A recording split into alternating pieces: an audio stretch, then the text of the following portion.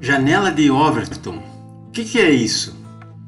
Janela de Overton é uma estratégia de manipulação da opinião pública que as pessoas às vezes não sabem.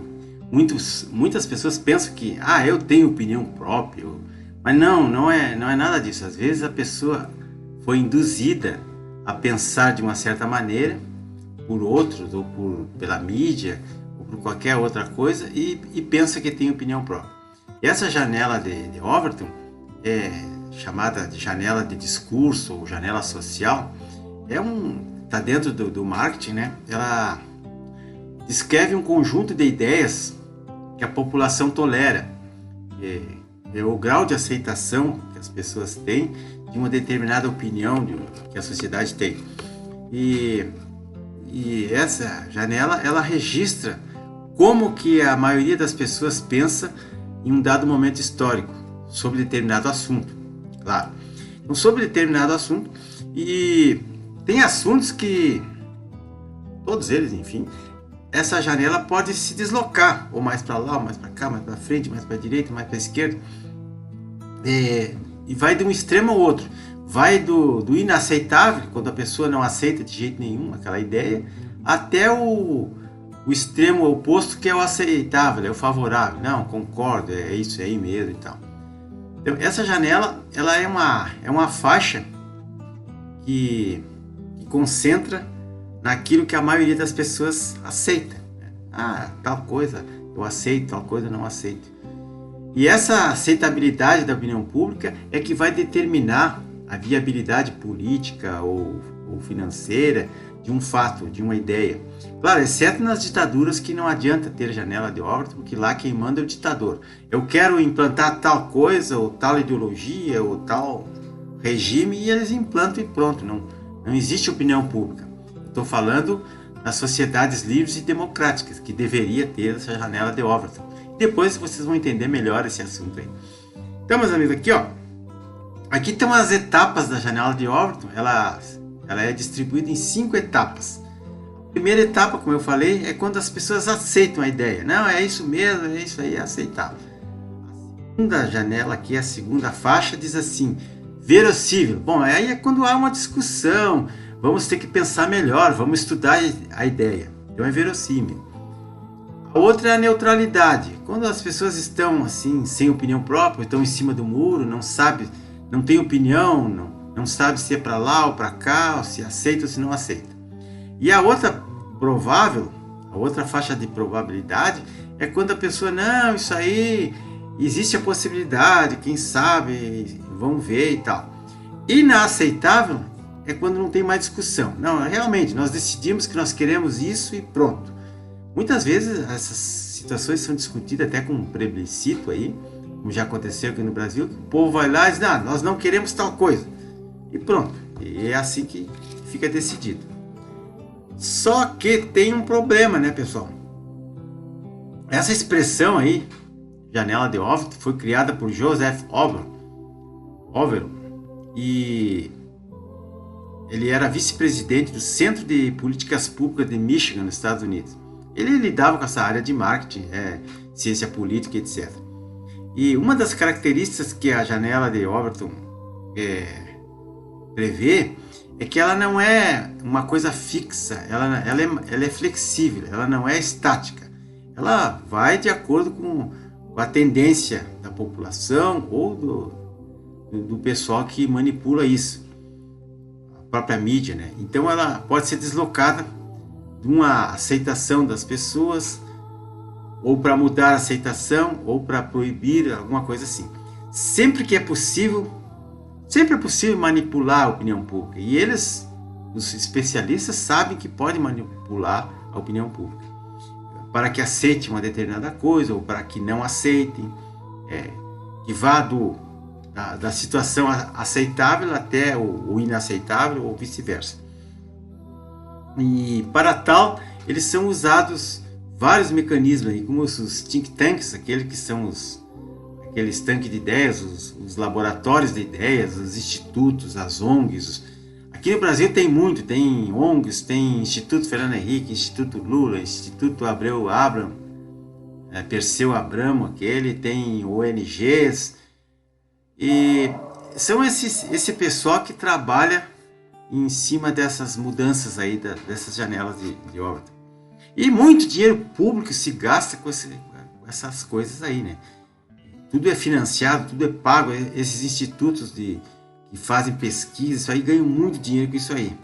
E começa a fazer esses lobismos aí, né? Movimentar as opiniões das pessoas. E então, essas pesquisas, eles começam forçando a barra, né? Primeiro eles usam um cavalo de Troia, eles mudam, vão pela periferia, eles não vão direto ao assunto, eles começam lá por longe, fazendo a volta.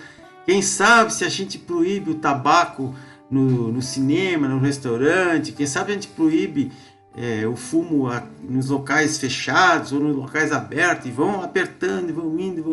Quando as pessoas se dão conta, o sapo já foi cozido na frigideira, né? E muitos temas assim, eles começam com essas opiniões assim, né? Aí eles vão trabalhando a questão do aborto, vão trabalhando a questão da ideologia de gênero, discriminando ou descriminalizando entorpecentes, drogas, essas coisas. E agora nós já vimos aí até uma campanha que existe velada para não usarem mais a bandeira nacional em eventos públicos, assim, ou nas residências das pessoas. Aí uma juíza dá uma sentença aqui, outra fala uma entrevista lá, o jornalista faz uma matéria aqui, o judiciário entra com ação lá, e assim eles vão fechando e as pessoas vão sendo cozinhadas, essas ideias vão sendo trabalhadas. E em vários casos eles utilizam essas estatísticas, vão manipulando as estatísticas para chegar no ponto que eles querem, para adotar o que eles querem adotar. Então, esses think tanks que eu falei, as ONGs, como a Fundação Getúlio Vargas também, que trabalha nessas áreas aí, os IPEs, Institutos de Pesquisas, influenciadores, eles vão deslocando a janela para o lado que eles querem, de acordo com a vontade política de algum grupo, de algum partido, de alguma ideologia. E esse deslocamento é feito pelos próprios políticos, pela esquerda, pelas assessorias de imprensa, pelos jornalistas, instituto de pesquisa, relações públicas, lobistas. O PT, por exemplo, tem vários desses institutos que formam a opinião pública e vão mexendo para lá, mexendo para cá. E isso se facilita mais quando acontece eventos assim como guerra, pandemia, como nós tivemos aqui o Covid, e eles favoreceram o discurso que pode levar as pessoas a aceitarem coisas que jamais aceitariam numa situação normal. Aceitar perder a liberdade, por exemplo, perder o direito da liberdade de expressão, o direito de ir e vir, as pessoas perderem e nunca mais vão recuperar. Porque é assim que as coisas começam. É através dessa maldita janela de Overton. Através da manipulação da opinião pública, um discurso mentiroso que os ditadores, os Hitler, os tiranos subiram ao poder. Ele tem uma frase que diz assim: uma mentira pregada 1000 vezes torna-se verdade. Isso foi o Joseph Goebbels, que era o diretor de marketing ele era, na verdade, tinha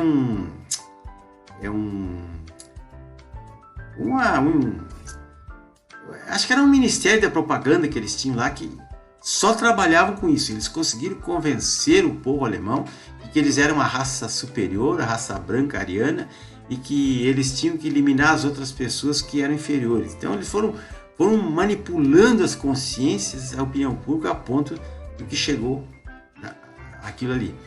Então, pessoal, 2 exemplos para facilitar o entendimento dessa salada toda aí, ó. O problema das fake news aqui no Brasil. Qual é os objetivos das fake news aí?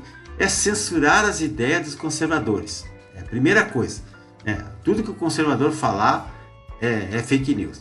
E tratar como crime o que não é crime, visando calar as pessoas nas redes sociais e não permitir outra imprensa que não seja a imprensa tradicional. A mestrinha, a imprensa tradicional. Eles não aceitam jornalista alternativo nem os blogs de direita. É só essa imprensa que domina, que tem hegemonia no país. E outra coisa, as pesquisas eleitorais, outro exemplo que eu vou citar. As pesquisas elas são pagas, são encomendadas e elas atuam na mobilidade da janela de Overton. levando para a faixa para lá, para cá, de maneira que facilite a manipulação da opinião pública. Então as pesquisas elas servem, e tem uma frase aqui de um papa das relações públicas, aí, um papa do marketing, que ele diz assim, ó, as pesquisas servem mais para formar e determinar a opinião pública do que aferir a sua verdadeira função. Então, o que ele quer dizer com isso? É aquele caso do cara aí que está 150% na frente do outro candidato, 150% de preferência, o outro está 20%, 30%. Só que a gente vê uma realidade e eles traduzem totalmente ao inverso. É o contrário do que a gente está vendo.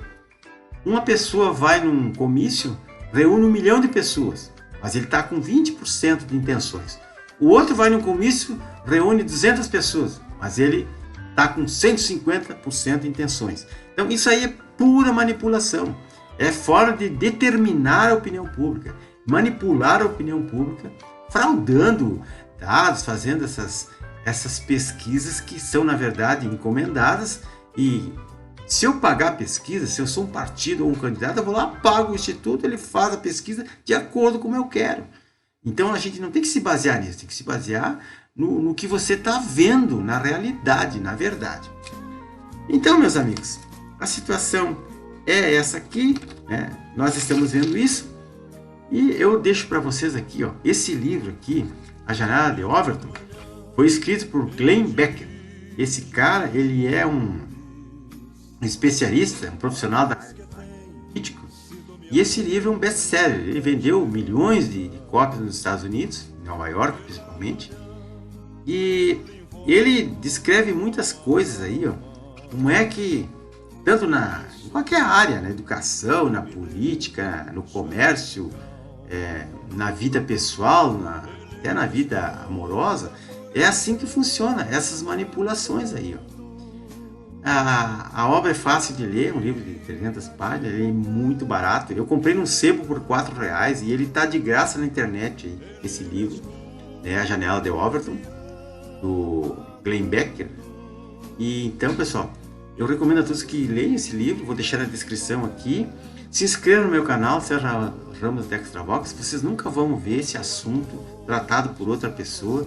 Claro que aqui eu só dei uma introdução, isso aqui é um assunto longo, é um assunto até árido, né? Mas é uma coisa que afeta a nossa vida 24 horas por dia. E peço a todos então que curtam, compartilhem isso para que mais pessoas possam ver isso aí, é muito importante. Vocês estão vendo ali uma frigideira com uns sapos ali dentro, com um pouco de água e o fogo embaixo. E nós somos tratados assim, ó. A opinião pública ela vai sendo tratada, vai sendo cozinhada aos pouquinhos. A pessoa, quando se deu conta, já aprovaram aquilo que ela não queria, já fizeram, porque a opinião pública é que deveria se manifestar. Não queremos isso, ou então nós queremos tal coisa. Mas quando as pessoas vão sendo cozinhadas e não se manifestam, o que acontece é isso aí, ó, é o sapo cozinhado em fogo branco. Obrigado.